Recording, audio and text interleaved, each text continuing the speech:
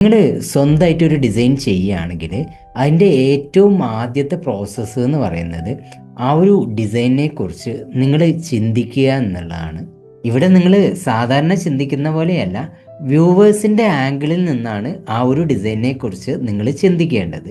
ഈ ഒരു പ്രോസസ്സിനെ centred creative process എന്നാണ് പറയുക. നിങ്ങൾ ശരിക്കും ഒരു ഡിസൈനിലൂടെ വ്യൂവേഴ്സിൻ്റെ ആംഗിളിൽ നിന്ന് ചിന്തിച്ച് അവരുടെ പെയിൻ പോയിന്റിനെ മനസ്സിലാക്കി അതിനുള്ള സൊല്യൂഷനാണ് ആ ഒരു ഡിസൈനിലൂടെ നിങ്ങൾ അവതരിപ്പിക്കേണ്ടത്.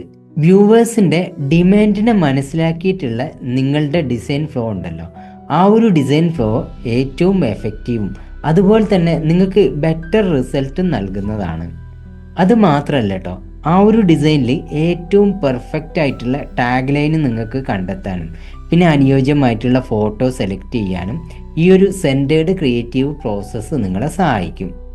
ഈ ഒരു പ്രോസസ്സിനെ അടിസ്ഥാനമാക്കിയിട്ടാണ് ആ ഒരു ഡിസൈനിൽ നിങ്ങൾ colours, font, photo, call to action ഇതൊക്കെ നിങ്ങൾ ഉപയോഗിക്കേണ്ടത്.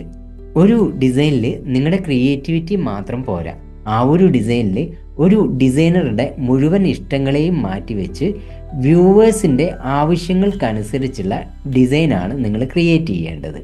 ഇങ്ങനെ ചെയ്യുമ്പോഴാണ് പവർഫുൾ ആയിട്ടുള്ള ഒരു ഇമോഷണൽ ബോണ്ടിങ്ങും ട്രസ്റ്റും വ്യൂവേഴ്സിൻ്റെ ഭാഗത്തു നിന്ന് ഒരു ആക്ഷനൊക്കെ ഉണ്ടാവുന്നത്. അപ്പോൾ നിങ്ങൾ അടുത്ത പ്രാവശ്യം ഒരു ഡിസൈൻ ചെയ്യുന്ന സമയത്ത് വ്യൂവേഴ്സിൻ്റെ ആംഗിളിൽ നിന്ന് ചിന്തിച്ചുകൊണ്ട് ആ ഒരു ഡിസൈനെ ചെയ്യാൻ വേണ്ടിയിട്ട് ശ്രദ്ധിക്കുക.